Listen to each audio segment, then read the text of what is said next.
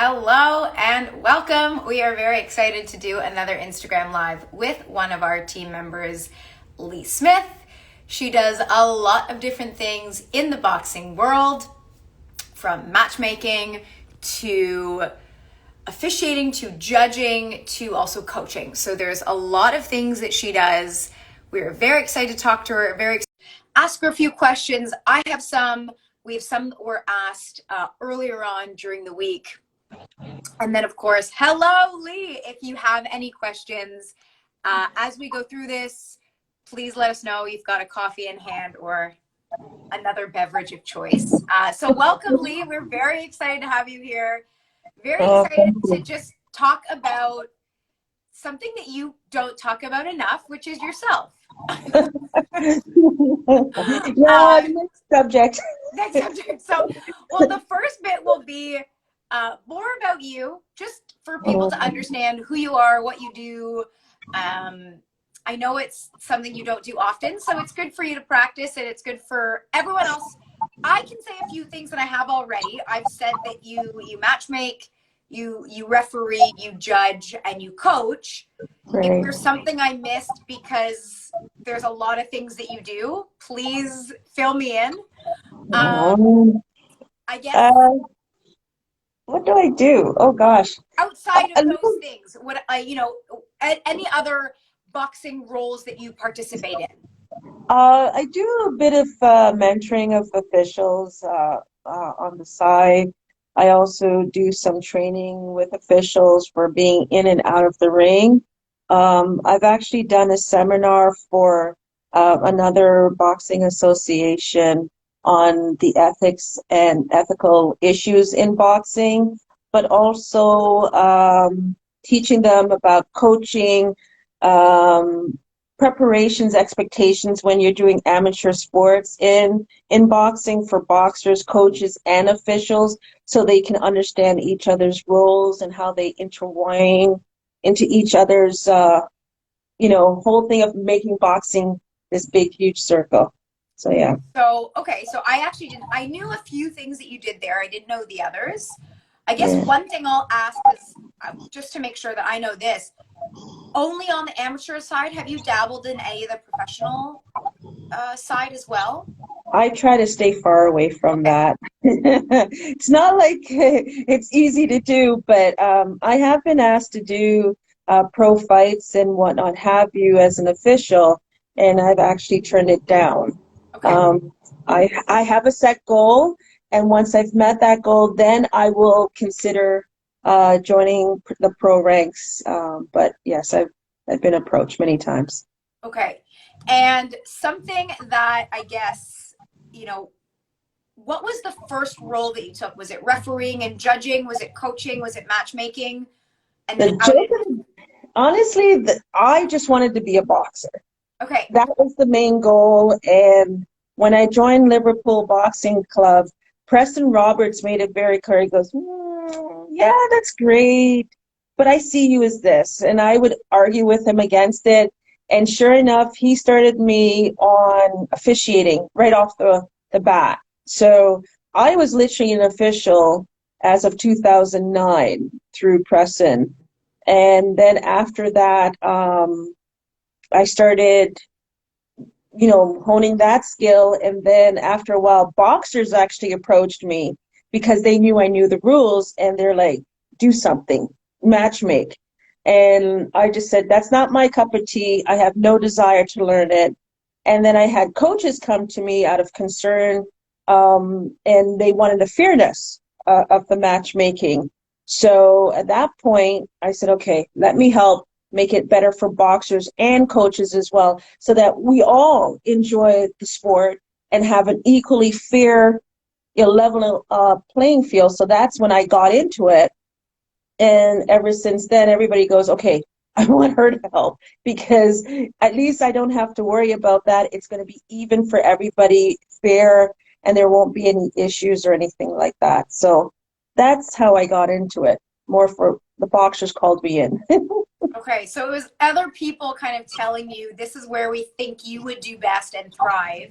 Yeah. And you've been doing it now for a long time. And at least from in Ontario and locally, I know that if you want to get matched for a fight, you seem to be the main contact.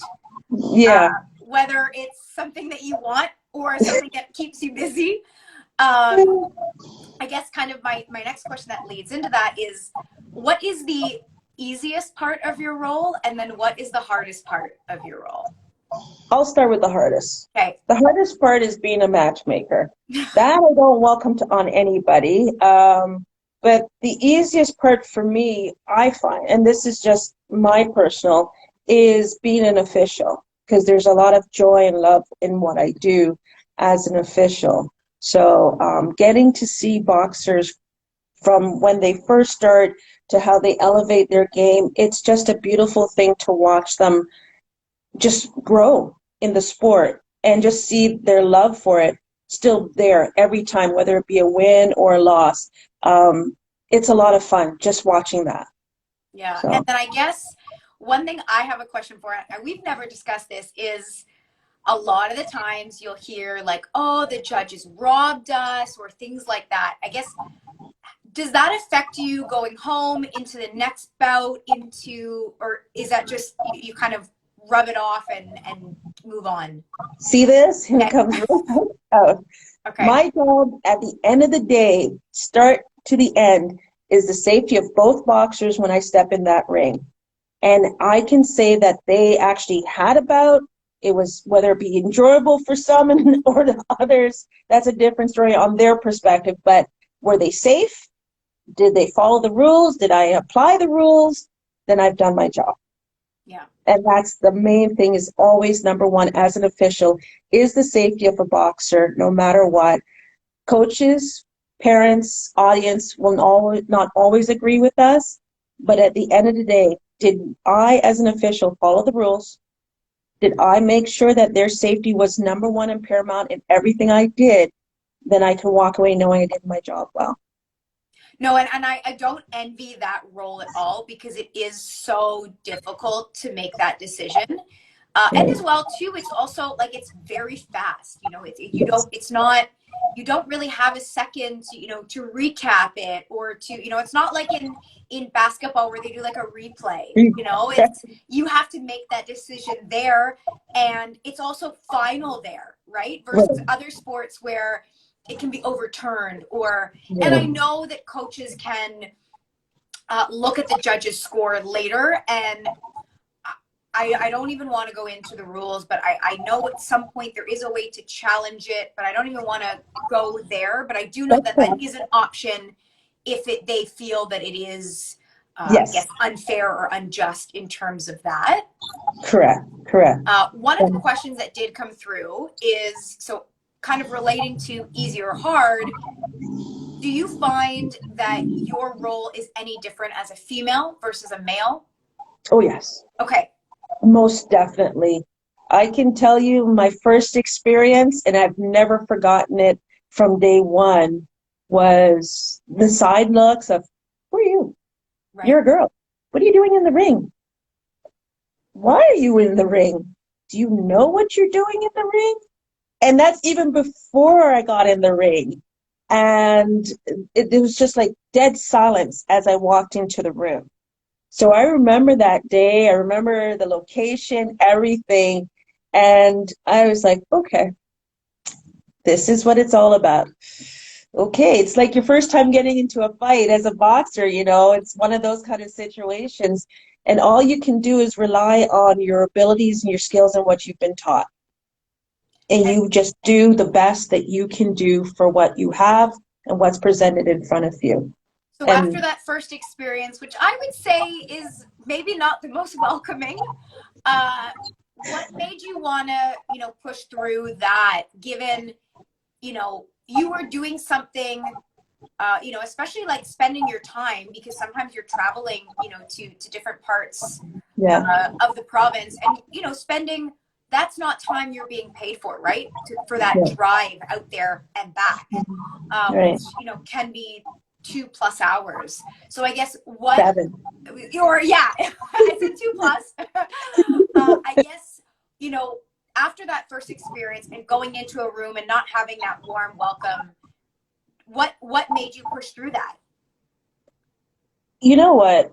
I have to rely on my past sporting experience as well as, my work experience of what I do. And being a visible minority and a female, you've already got strikes against you. Yep. And one of the things I've always been taught by my grade 6 teacher was, you got the 2 strikes. Don't give them a third. Show them your worth and who you are. And that's my music teacher, Frances Wallace, who taught me that. And she said, you have choices. You could give them their answers, what they already speculate of you and think of you, or show them and educate them that they were wrong. Right? And I've always held to that, and also what Preston has also taught me as well. And I figure if I'm going to come into a room already having 2 strikes against me, the best thing is to come knowledgeable, know my stuff, so that if it came to a challenge, they'll be like, she's right. And then also make sure you know what you're doing. Practice, practice, practice. But then also take the time to educate and let them know that they misjudged you incorrectly, but, she's got game. She knows what she's talking about. She knows what she's doing. And that eventually, over time, changes a person's perspective on who a person of color is, but also a female at that, and that they do belong in the sport. And let the door kind of swing open a little bit more for them. I agree. And I like that 2 strike saying. I really like that. Yeah. And I know as females, we have to show more and we have to prove ourselves more in all areas of the sport, really. And so it's one thing that I think is really nice for upcoming female boxers, coaches, is to see you and to see all the other females in the officiating, judging world, because at first, if there's no representation there, it doesn't seem like it's an option. Right. And, after you finish your boxing career, whether it's amateur, professional, there are other avenues to stay within the sport. And one of them, is that. Right. So right. It's nice that you stayed in there to kind of help pave the way for future females to stay in the sport somehow, or something that is really advantageous that you've been doing with our female sparring, as well as Lila, who's been so grateful to join us, is explaining to our boxers, what the rules are, what the hand signals mean, what some of the things that they may hear in the ring, because typically when they're getting ready, they're focused on their nutrition, they're focused on their boxing, and then they're focused on their mental game, whatever that may be. And a lot of times there's might not be access to, or, learning and having a third in the ring while you're sparring. Normally you go back to your corner and it's just the coach and they tell you what to do, which is great. But I know I said this in the last session that we had. When I had my first fight, I had a standing 8 count, and I thought I was done. Like I didn't throw in the towel, but I know mentally that round was done for me, because I couldn't shake it out that I got that. And I learned after the fact that it was, more to give myself a break, right? Because I wasn't showing enough to give you, a second to be like, it's not going to be good for her, right? And as you mentioned, it's all about the safety. So that is something that's, I think, really valuable and I also said earlier that a lot of times you can't hear anyone. As we experienced with the Katie Taylor and Serrano fight, like they couldn't even hear the bell. And so sometimes there's just so much noise, and you're trying to also listen for your coach, that to also hear the ref, it's good to also know the hand signals so you can understand, like, oh, I didn't hear what they said, but I know what that means. Right.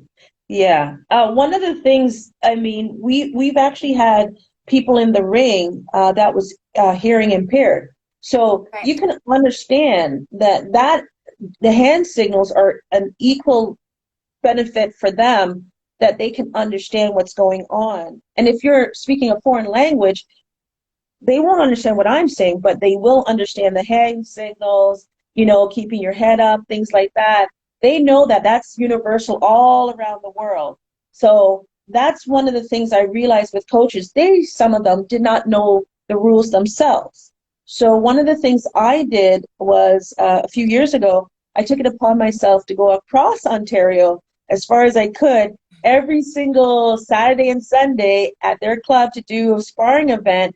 But I would be there to kind of give them a little education on some of the rules, the gestures, so that going forward, just like you said, they knew what the gestures were. If they couldn't hear you, they could understand what you were saying to them by that gesture. So a lot of them took that information with them to be able to educate their boxers from that. And the boxers were really thrilled to have that experience as well. And that's something that we need to do, because the last thing I want to see is a boxer go in the ring, everybody's screaming, then he's trying to hear the official and turns his head and he gets clocked. It's one of those situations you got to look out for. Yeah. I agree. So I have another question that came in. And what is advice, both good and bad, to being a woman in the sport of boxing? And you can relate this to any one of your roles. But yeah, what advice would you give to someone that's looking to start in any of those roles, or you can pick one of them that you can share some good experiences about? Some, I don't know if you want to say bad, but not as good. Well, I'll put it to you this way. No matter what cap you wear, there's good and bad in all of it, no matter what. Like I said, I already had 2 strikes against me. So I was already in the negative hole trying to build my way up. So the only thing I could tell you is if you want to make something out of yourself, just keep plugging away. Keep staying the course of who you are as a person. Your character speaks for itself in volumes, no matter what you do. And that stands out, because then they can, whispers do spread like wildfire. So if they want to know somebody, they'll be like, go to her because she can do this. And that's how you build your reputation, is based on your character and your word being what it is, right? Just always be mindful that sometimes you have to do more educating than anything else. And then when you need to be stern and put somebody in their place, you do it with a professionalism that there is, but you also do it with love. And then you just walk away from that, because you've won that battle, they've lost that fight. And that's the way you've got to look at it. There's always going to be good and bad in any situation, no matter what. It's just how you rise above it that makes you better than they are. I like that a lot. And I guess this is going back. What advice, now that you've been in these various roles for some time, what advice would you give your younger self entering it now? Oh, think twice. Think real hard. Make sure you want to do this is one of those things I'd be looking at you. And you know what? I guess for me, since I was a child, and in sports and in music, I've never, whenever somebody tries to say you can't, or you're not good enough, or they use that 2 strikes rule against you, I'm always the one that always says, I don't know that word. What's that word you're saying to me? No? How do you spell it? I'm not sure about that word. It's not computing. So I guess that's something that's always been ingrained in me, is to never, ever let anybody stop me from saying I can't achieve, or I'm not allowed to. And I remember my grade 12 physics teacher, and one of the things that he said was he was so happy to see women in science. There was not a lot of women in science. Back in the day, they were considered barefoot and pregnant and become secretaries and administrators. That was their mindset back then. And that's what my guidance counselor wanted me to be. And I wanted to be in medicine or music, you know. And they just kind of looked at you and went, Black girl being in what? No, no, no, no. Let's go over here and type. Let's learn how to do economics, better yet home economics. And I just looked and went, I don't want to learn how to cook. Who's that? Forget that. I already know that since I was 5. Sorry, can't help you with that. I want to learn music. I want to learn science. I don't care what you have to say. And the best thing was my physics teacher said to me was, do what you want to do what you love. Never, ever let anybody stop you from achieving it if you believe it. And I've always held true to that is I would tell my younger self, don't stop. No matter how many roadblocks and buildings and huge hills that they build in front of you, know that you're going to figure out how to climb it. Better yet, sometimes you might go around it or through it. But never, ever let anybody tell you that you can't, or you won't, or you cannot succeed, or you're not worthy enough of it. Because in actual sense, they're more scared of you achieving and excelling over them. And that's the thing that I would tell myself more than anything else. Never give up. Never hear that word no. That's awesome. And I think that's good advice for anyone, like not even for your younger self, but I think for anyone, whether it's in the sport of boxing or outside of the sport and just in general life. Yeah. Christina has wanted me to bring up a very unfortunate story on my end, which I'm assuming if you haven't read it already, you probably already know what it is. And I will share it for everyone because it is now a very funny story. At the time, a bit mortifying on my end. But I believe this was the 2019 Silver Gloves. I may be wrong in saying that, but I believe it was the 2019 Silver Gloves. It was the last tournament style event that we did with Boxing Ontario before COVID. I can say that. And we always do a sparring event on the Sunday for the females. Right. It's before all the events are happening, and it's for females that were in the tournament, maybe that didn't make it that far, for anyone that just still wants the experience, or for anyone that wants to come in and just watch to see what sparring is. Because sometimes a lot of people have an idea of what it is in their head, and they think it's just all out fighting, and it's not. So we have our sparring, and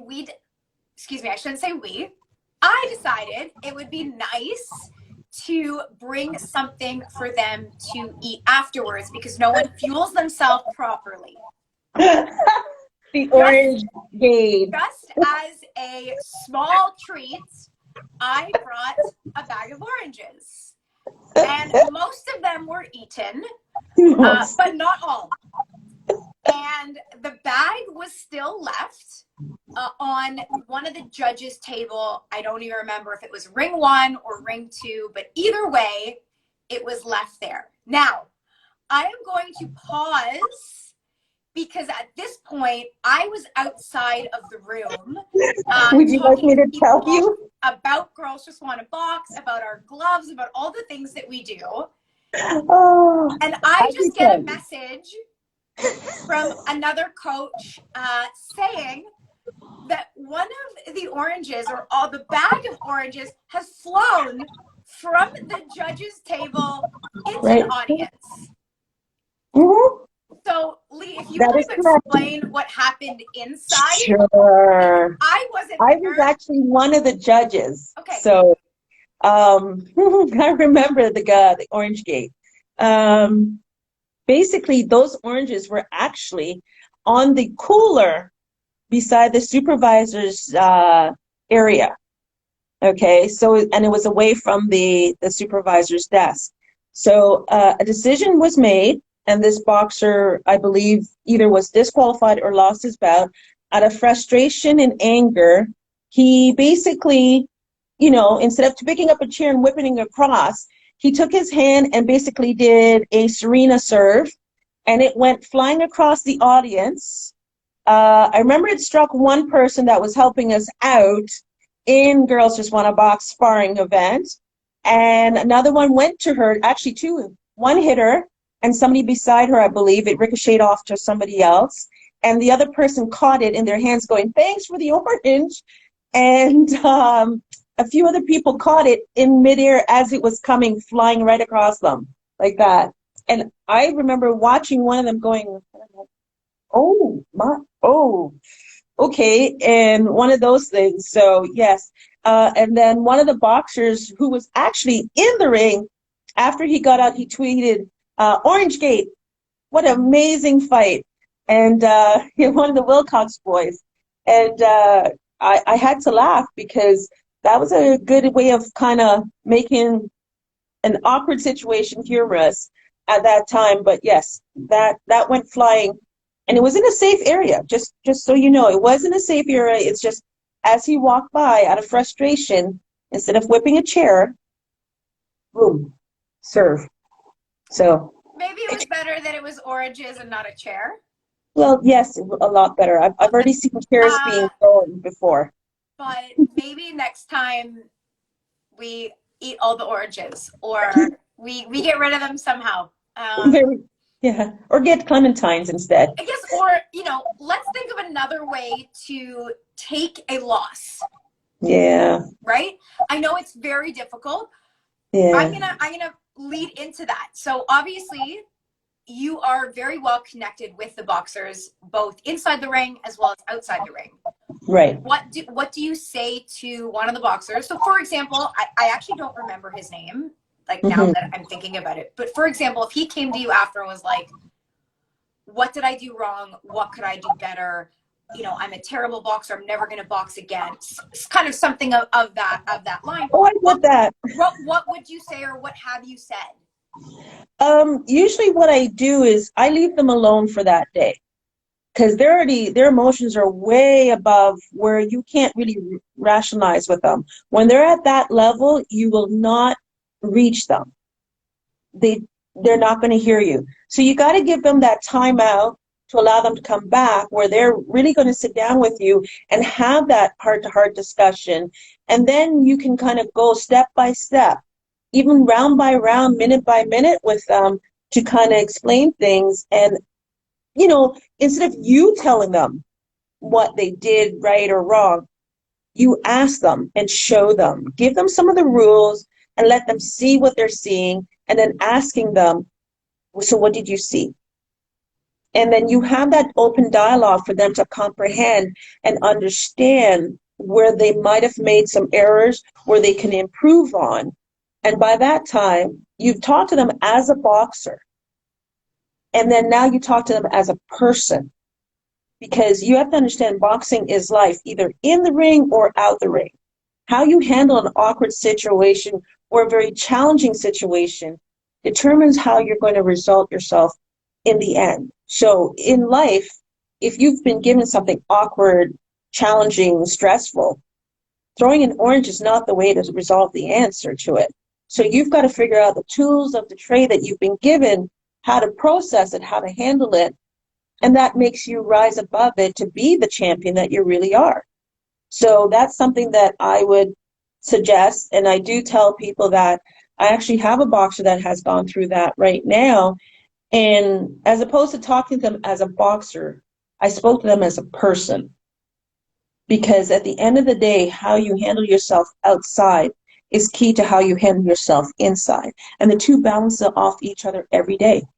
So if you can educate them that way, they become a better person for society, their family, and themselves, and also for boxing as well.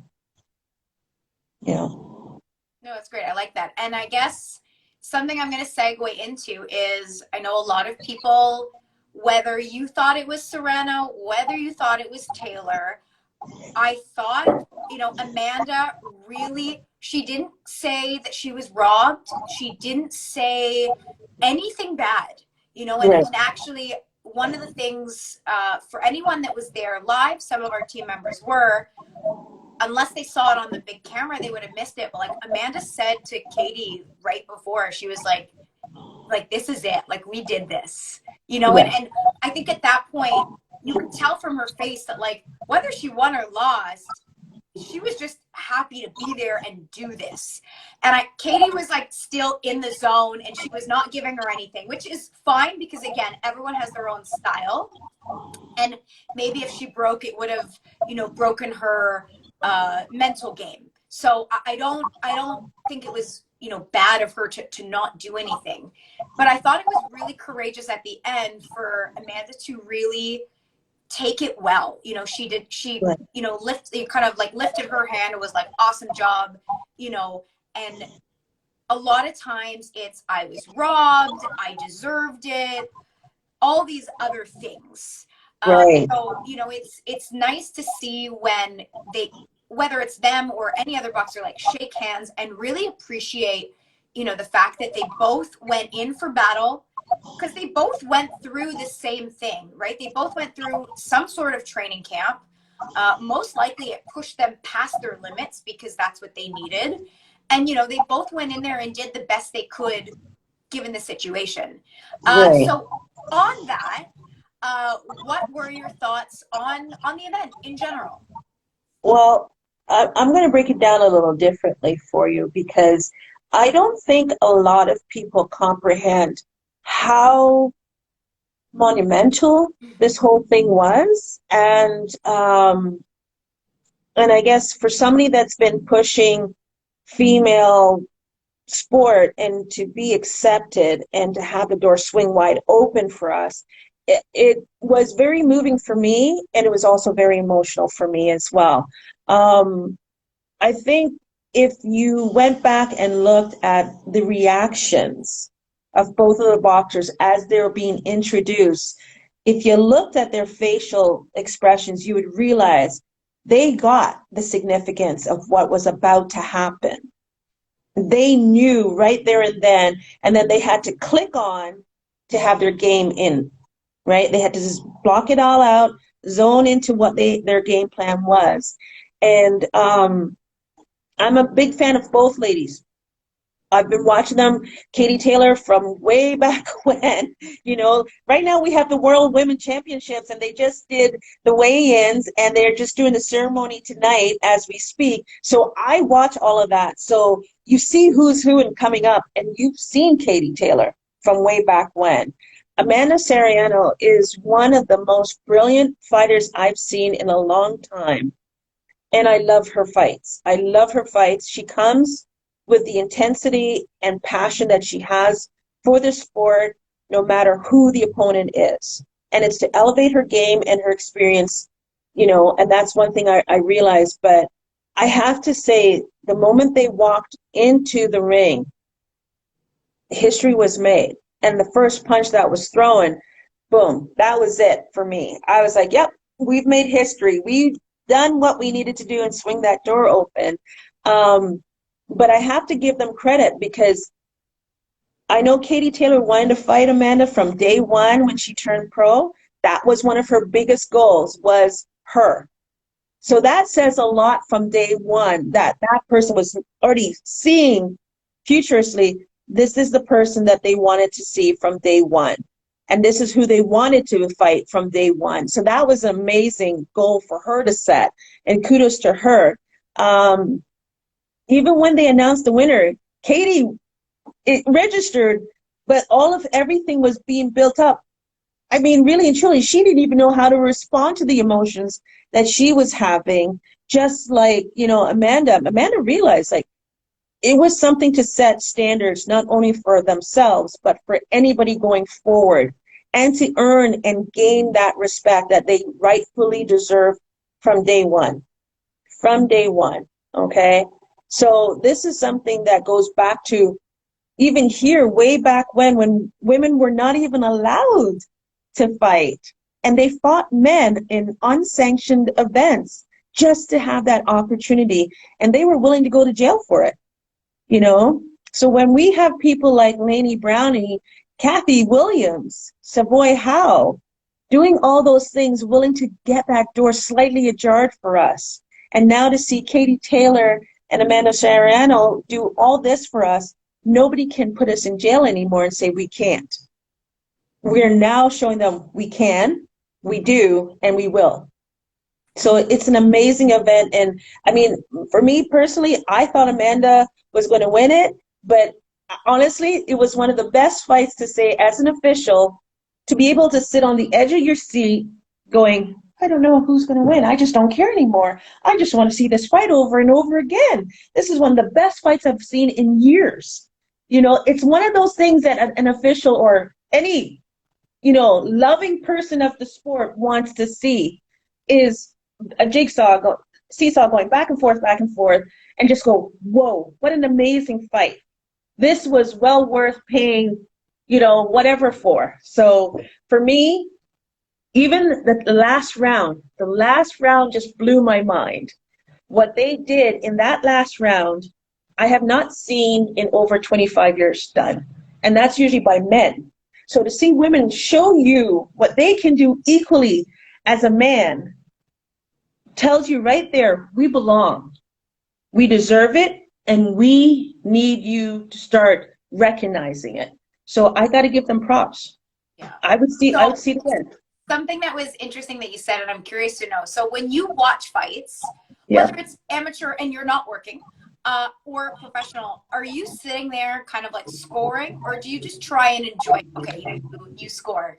It's automatic. It's automatic. So, perfect example. I actually got called to do an emergency call to go to the U.S. to help out an official for a boxing show. So I usually rewatch what was going on in the shows, in the pros or whatever. And I know Canelo versus Bivol was going to fight. My vote was on Bivol from the day one. So I'm hearing everybody complaining this and that, and I just said, okay, let's just see. So I watched it. I went, yeah, I can see this. Okay, I agree with the scores. It was a very close fight. And, you know, even though you want to sit there and enjoy, you can sit there and enjoy. And after a while, you're just sitting there and you're looking, you're like, it's going to be 2-1. Yep, you already knew. You just knew, you know, and then you kind of, everybody looks at you going, it's going to be split, isn't it, Lee? And I'm like, yes, it is. You know, so it's just right in there, you know, as an official. Natural instincts kind of step in and right. And that's that. Yeah. We did have a question come through. How could we develop women's boxing more to get more attention? Oh, there's so many things to do. Oh, let's just put it to this way. I say this, and I truly believe that this is one start. Every female that you meet, start connecting with them, start spreading the word out, start growing from that level. Hey, there's a show here, there's this going on. Start getting everybody in, start networking yourselves with each other. If you know a fight's coming up that you can take the opportunity to come and travel to, do it. It grows bigger. The more they see, the more that they will give, you know, because back in the day, they weren't willing to allow an all-female card, you know, and now to see one happen, it's just like, whoa, a woman can actually fill up Madison Square Garden. And the viewing was even off the chain for a female fight. Okay, we need to do something more. You know, and here's the best part. The World Women Championships in amateur boxing starts officially tomorrow. There's over 300 plus females all over the world. Actually, 384 plus all over the world are now fighting starting tomorrow. That's a massive number. That shows that there's a growing need and love for the sport. And now that it's being acceptable by male coaches and federations, they're now opening the door and welcome this. So, you know, keep pushing, keep challenging the status quo and saying, no, that's not the status. That was way back in 50s. This is now 2022. This is the new status quo, and you're going to change that.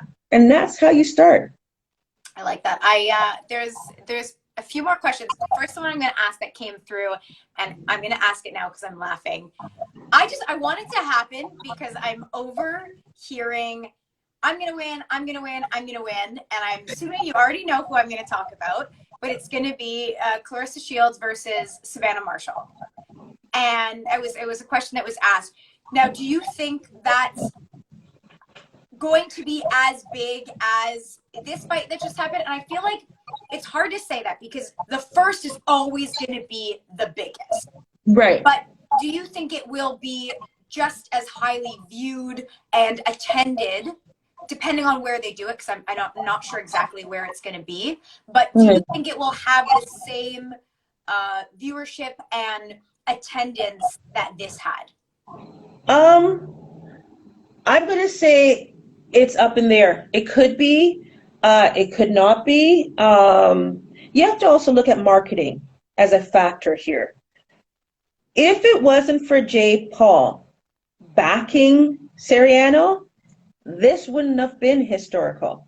I'm going to say it out there. People don't like it. I'm not a big fan, but the fact that he put money into this event to challenge the status quo was one of the key reasons that this happened the way it did.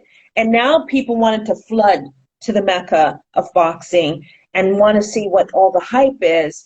And yes, they know who Katie Taylor is and Amanda Soriano is, but they didn't realize how good they were. They were just girls. Now they realize, oh, these are damn good boxers. Oh my God, can you imagine that? And here's the kicker that I love.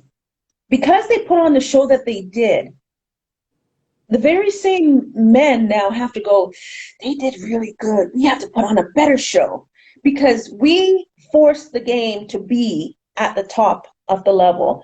So now when the next boxers start coming in to fight, they have to look and go, hey, we don't want to be compared to these girls because, you know, we'll look really bad if we can't put up a good show kind of thing.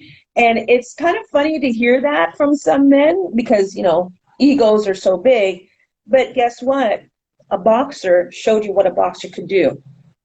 And it wasn't male, female, it's a boxer. When you're in that ring, you're a boxer to me. You want to be sexist about it and call it female, whatever, that's on you. But two amazing boxers did something that some of them have been lackadaisical in doing. Boxing. Yeah. So I want to ask you this, because you've seen various boxers. You've also seen super young, like the fun box, which are always incredible to watch, and that's something that I do miss. You know, up to elite, masters, everywhere in between. If you could create the ultimate boxer, what I guess personality traits, what if you want to say build, stature, what would you, if you could just pick two different things, what would you, to create the ultimate boxer, what would you take, whether it's female, male, whether it's a personality trait or strength or long arms or whatever it may be? I know I'm putting you on the spot, but I think you know what, because you've seen like, oh, I like that, but then from the other boxer, you're like, I like that. So if you could take those together, ultimate. Okay. Well, before I answer that, I'm going to say this. Marshall versus Clarissa Shields. I'm going for Shields because this is a personal situation. So for me, I think Shields is going to win, but she's got to bring her game. Point blank. She's got to bring her game. Stop the trash talking. Just bring her game. That's it. Will it be the same? It could be, but it depends on marketing. So we'll go with that part of it. In the sense of a good boxer. You know what? I will say this. If I wanted to be Frankenstein, Dr. Frankenstein here, I would put Ann Wolfe, Layla Ali together. Height, reach, power, agility, skill together. That's a female boxer right there. And then add Amanda Soriano into that with the extreme body punches, power. You've got a perfect female boxer. Now, as for the men, you take all of that as well, and then you add Sugar Ray Leonard, Okay. Roberta Duran put in a little Errol Spence right in there. And you basically have either one that could dominate, destroy whatever weight category that they want to be in. I like that. I like Yeah. that. No, Yeah. I know it's difficult, and there's so many skilled boxers out there, but a lot of times, you know, let's say you need 4 things in a boxer. I know that's just an Right. easy number to use. A lot of them will have 3, Right. you know, and not to say that they don't have the 4th, it's just not as strong as their other 3. So it's interesting, you know, what would you pick and choose from everyone? So I like those answers. They were all easy. Easy, I think easy for you to say. So one of the things that was brought up is scoring in terms of amateur and professional. And I know Yeah. you don't dabble in the professional side of things in terms of that, but how is it scored differently from what you can at least tell us? With the amateur side, well, the similarities is this: it's a 10-point must system currently. So, you know, there always has to be a winner versus one that isn't in each round. Now, with the amateur side of it, sometimes you may get an 8 count, and the judge may say, you know what, I don't necessarily agree that that's an 8 count. They could still score it a 10-9 as opposed to a 10-8. Whereas in the pros, it's 10-8. Simple as that. If you also, in the amateurs, to see where a bout where the referee didn't give an 8 count, but you really believe that this boxer was dominated on, you can still score that as a 10-8 round. Whereas in the pros, it's 10-9. Unless you give that 8 count, it's 10-9, hands down. So there's some similarities there. And with amateurs, we have a set number of 10-9, 10-8, 10-7. And we don't go past 10-6, because if you're going past 10-6, we have a little bit of a problem there. But usually it's 10-9, you know, 10-8s, 10-7s. And if you're at 10-7, that means you're really, really outclassed, and the safety was a concern right off the bat. So yeah, that's the true difference in the scoring. Okay. Yeah. Yeah. And then something that someone mentioned that Christina mentioned exactly is all female cards need to happen more Right. for this. Now that segues very well into something that you're going to be doing, and I do not want to talk about it, but I will let you discuss something that is happening locally Right. in June. So I will let you take the floor on that to let anyone know what's going to be happening in June, any more details that you can share and get people excited for, and I'll let you take it away. Oh, thanks. Well, as you both of you have said, we haven't had a lot of female all cards in a long time. The last one was Toronto News Girl by Savoy Howe, and that was several years ago, actually over 7, close to 10 years now. So thanks to Budo Canada, we're actually having a first time in a long overdue time, a female card June 11th. So I am trying to match all females, whether they be, you know, 10, 12 years old, all the way to a 55-year-old female that's looking for a fight as well. I just want to get it out there for any female that wants about, we want you on the card. The more females I get on the card, the more there's a statement being made that women want to fight, women can fight, and we belong in the ring equally as men. And one of the other things I wanted to do was to honor some of our past history that are forgotten, and I want to acknowledge them, because if it wasn't for them, we wouldn't be able to have these events. If it wasn't for them, females would not be able to box, you know. So I want to give them a shout out and honor on that card as well. So I'm hoping that I do get a good response to the matchups, as well as people coming out to Budo Canada on June 11th to watch the show and scream their hell and their head off the roof so that we can let everybody know we are here and we want to fight. We love to fight. So, yeah. And in terms of getting in touch with you, is Mhm. email the best? Is Facebook the best? What is the best way if anyone does want to participate as a boxer? How should they contact you? What do they need to say to you? Because I know that you need to know certain details so that you at least get it in one email Yeah. versus 5 separate emails going back and forth. Yeah. Please don't send me 10. Yeah. I had one person send me 10. I went, oh my God. Just text me, email me, even send me a Facebook message if that's easier. Just let me know your name, your full name that you're registered under, your date of birth if you're under 19 years old, your weight, what club you're with, and that you're registered. That's it. And then how to reach out to you to let you know that you're matched, or if I had any other questions, that would be ideal. Yeah. Okay. We'll leave in the comments, or not in the comments, in the caption, we'll leave your email and all the other details to get in touch with you for anyone that does want to participate. For anyone that does want to attend, the tickets are up right now. Is that correct? Yes. Yeah. Yes, they're online on the Budo website. So go to Budo Canada, or you can email Nick at budocanada.com, and he will send you the link for the tickets, or you can even buy a table if you want to sponsor it, which we would love sponsors. We could really use that. We would love that, and we can basically post you out, put you on YouTube, acknowledging your sponsorship as well. That would be awesome for this event to just be just mind-blowing. And it So, is yeah. going to be live streamed as well. So if you're not local, you can watch it Yes. virtually online from Yes. wherever you are. Yeah. Is there any, because I actually don't know this, is there any restriction on anyone coming from outside of Canada?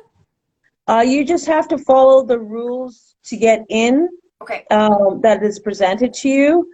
I know when I came back from the U.S., I had to do a RiveCan and just put in my information. It took me 30 seconds to do that, and when I got to the border, I was 2 minutes in, done, and that was good enough for them. Okay. And I had my information right there. So that's the only thing you need, is that. But I would love to have anybody anywhere in the world that wants to come on this card to make it extra special for them. We actually have a nurse that's going to be fighting. She's actually taking the day off. Given the pandemic and everything, the hospital gave her that one day off just to be at this event. Wow. So, it means so much to me that she actually got that opportunity to attend and support something. So I would nice for her to be able to do something finally for herself. Yes. She's been very selfless, obviously, throughout this whole time. So that's nice and special to hear. Yeah. So I just want to thank her for her service and give her a little bit of a send-off to acknowledge her at that event, knowing all that she's done just to have that one day off, and she's coming to box just because this was important, so that means so much, And then in terms of outside of that event, which is obviously going to be very special, and we want everyone to join that, you are also matchmaking lots of other events locally. And by locally, I mean in Ontario, because obviously Ontario is very large. And so if you're not able to attend that event, or in addition to that event, we can also let them get in touch with you to be put on another card. Right. Well. Yeah. I not only do I do local, I'm also doing international now. So that's been wonderful to have. They do follow the IABA rules, so it's very easy. It's very similar. So I've been lucky with that. But I'm also matchmaking for Muay Thai events as well. Okay. So I'm doing that, and I actually have my first Muay Thai show on the 27th of May. So, and they were grateful for the matchups. It was beyond what they expected. So I'm happy to hear that. Awesome. Well, I think we do have a few followers that are in Muay Thai. So if they need your help matchmaking, then it's good to know that you're in that Yeah. space. So last question, just as like a fun side note, you do all of this, all of these things. What is one thing that like you do for yourself on a day off, if you so have a day off, or an afternoon or an evening? That's the funny part. I hug my coach. My coach Okay. loves me. As I say, I'm trying to marry my coach right now. Doesn't want to, but um, one of the things I do for myself, well, besides watching, you know, European soccer or football, as I know it, um, besides working out myself, because I also do Muay Thai as well, a little bit of that. Um, just being outside, meeting new people, and just listening to them, talk to them, and interact. That's kind of like a fun thing to do. Listening to live music. I do play classical music, so for Nice. me to being in a concert or Misha Burngarden, I love to watch her perform. Or Julie Black is one of my big favorites, even though I've known Julie and she likes to beat me up sometimes when I was a kid.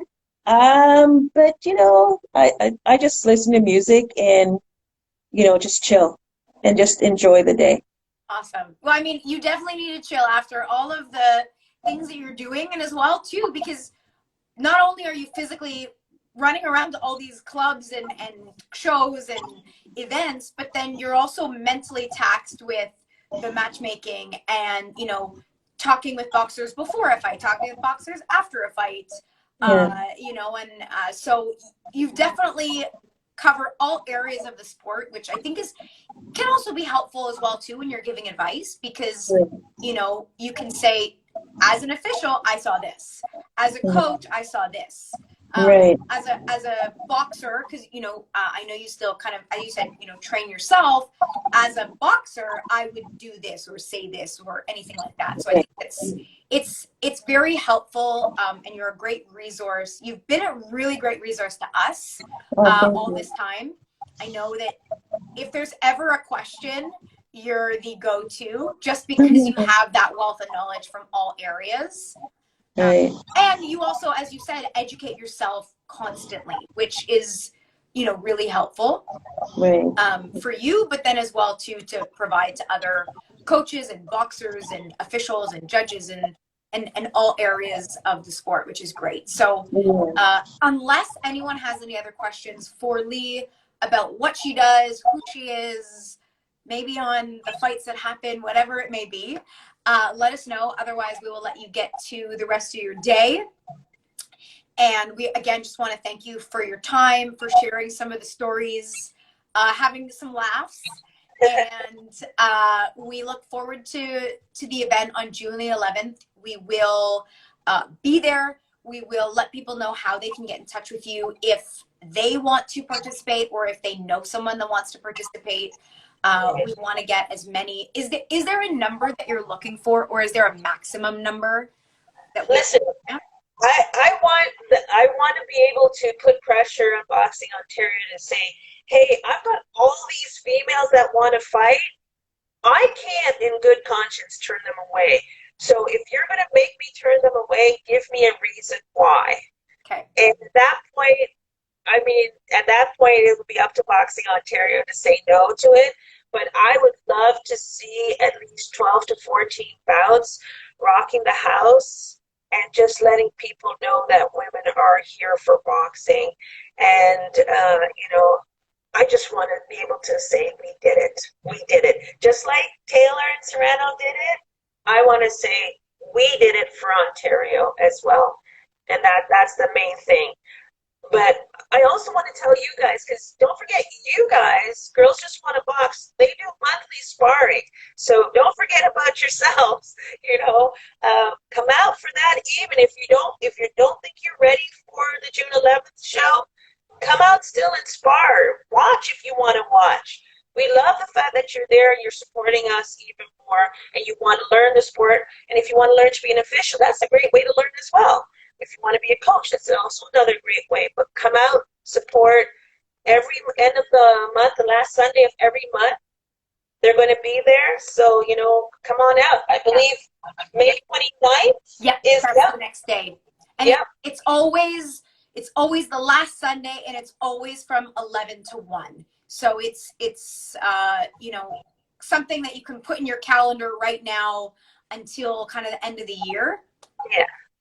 And I like how you mentioned that it really is for everyone. If you want to just come and watch, that's totally okay. I know we have a couple girls that came and watched. I think it was actually the first one that we did. And because sometimes, you don't know what to expect. I think that the gap between, working on a heavy bag, working with hand pads on a coach, and then into sparring can be scary, because it's a big difference. Now now someone is coming at you, and we're used to stepping back, a hand's coming out, but not a full punch. So, we do it in a way that's extremely welcoming and extremely, for anyone that is new, it's not as, scary or, something that you're going to get hurt. We do it in a safe space. And we have both you and Lila there, as well as other coaches, to keep it that way and to make sure that everyone really learns. And one of the things I do, even though I'm in the ring with you as an official, I'm also putting on the hat as a coach to kind of guide you, to encourage you, and to empower you so that you're comfortable. And that way you're not scared to be in the ring. And we, both Lila and I, make sure that, there's a trust there, that you know that we're not going to let anything happen to you. You're safe with us, and we want to build that so that you have that trust. So if by chance you get one of us in the ring one day, you'll be like, oh, thank God, okay, let's go. I got this. But it's something that, with you guys, and I have to thank you so much, is with Girls Just Want to Box, the key thing was to always make sure it's a safe environment. You can develop, you can grow, and be confident in yourself at all times. And that's one of the things that we instill in everybody wherever they're sparring, is that this is where you come to feel safe and welcome at all times. And just to put a little segue to this, is the first time we started doing this, even before doing it at Girls Just Want to Box, remember, we had a 14-year-old girl that had never seen any other females in 2020. You never saw any other females spar or box or anything. And they drove all the way from London, Ontario, just for this one chance for her to see this. And she brought her baby brother, her other brother, her grandmother, and her mother. And that was her audience cheering everybody on.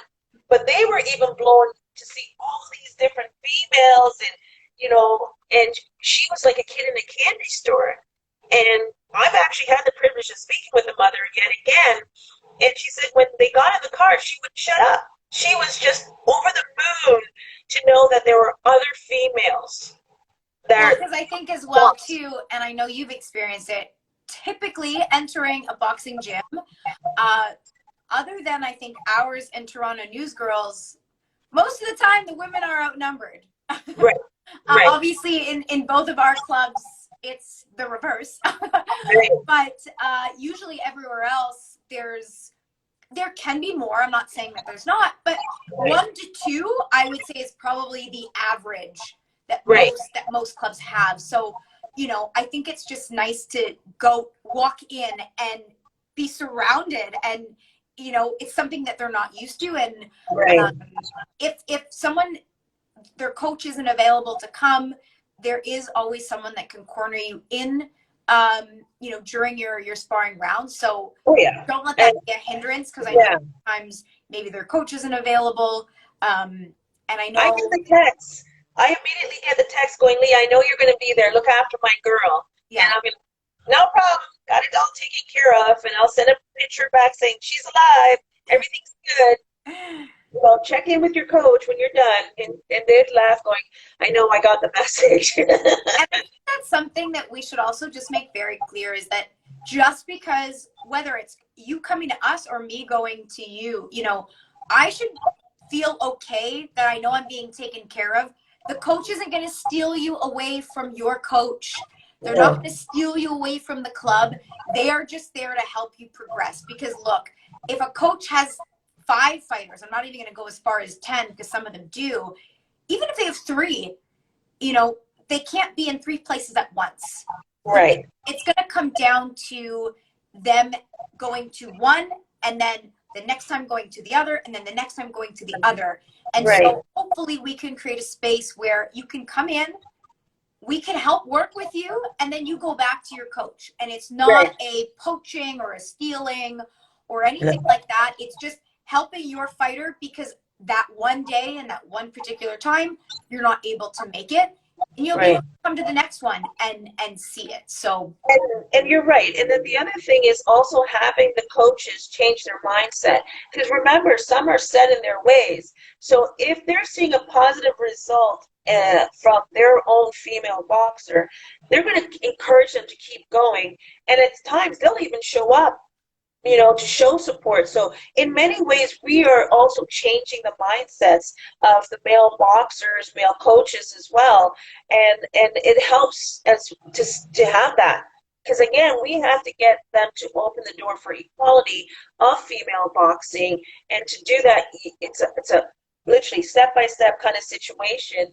So to have that from coaches from far and near, it's amazing to see the changes happening, as opposed to not happening. So that's one thing I gotta give you guys kudos, because you have done so much for the sport, even sponsoring, Cruz DAZN at the recent pro fight. That says a lot for you guys in what you're doing and what you believe in female in boxing across everywhere in the world. So you got to give yourselves props for that, because you're a young and upcoming, entity, and for you to make your statement, people have now realized that that's the go-to, if anything, that they need for equipment or sparring, things of that nature. So, I got to give you guys props on that. thanks, Lee. Thank you. And thank you. Like, I know this has been a long time coming. We did start before COVID. We were working out of other gyms just because we actually didn't have a ring at the time. But, I know you had approached us saying that this is a big issue for, the province, I would say, of Ontario. Right. Getting female sparring, because there are so many clubs, but they only have the 1 or 2, and then they just spar with the males because they're convenient, and so it's nice that we were able to connect and able to make this happen and Yeah. grow the sport locally, provincially, and then obviously expand it outwards. So Right. we appreciate Well, everything you've done. So again, thank you listen. for this chat and sharing some information, some education, some stories, a good laugh about the oranges that I have to remind of again, Oh, because I did good forget day. about it. And we will speak to you again soon. We'll talk to you again, and we will keep on looking out for your fight, or I should say your fight card, Budo Canada's fight card that's coming up June 11th. We'll put it in the caption so anyone can email you to get on it, or to get on another fight card as well too, because there's so many going on now that boxing is back. Yes. Yes. Really back. It's really, really back. It's great. But I'm going to put something out there just to you guys at Girls Just Want to Box, and everybody out there. If you want to see this, I'm going to challenge Girls Just Want to Box. Okay. And I'm going to do this, and I know they're probably going to kill me afterwards and send me a text going, "What are you doing? You're crazy." But knowing that USA has a lot of all-female tournaments and whatnot have you, I would love to see a Girls Just Want to Box tournament. I'm just putting it out there. That is something that is in the works. I can't say it's going to be anytime super soon, but that is something that has always been a goal of ours as well. I know you Awesome. said that there's, you have a few checklists that you want to do, and that is something that's on ours. Yeah. As you know, putting on an event like that is not a small task. And we want to do it properly. We want to do it right. We want to make sure that we are set up. And so that is definitely going to happen, will happen. You will be involved. So thanks for joining us. And I guess for everyone, stay tuned on that. I'm not even going to give a date or a time or anything like that, but it is something that we are going to be working towards. In the meantime, I will plug this. We are also a proud sponsor of the West Coast Wonder Woman, which is an all-female card that does happen in Souk, BC. It's happening in 2 weekends today. Yeah. Yes, or 2 days ago, excuse me, because it starts on the Friday. So we are a proud sponsor of that event, and that is an all-female card. Yeah. We are a proud sponsor of them for this year and actually sneak peek for next year. But as I say that, that is something that is in the works. So just stay tuned, keep following us, and we will let you know all the details of anything that we do, including that, as soon as we know. So thanks again, Lee. And we will we'll see you again soon. Take care, everyone. Thanks for watching. Bye, everybody. Bye.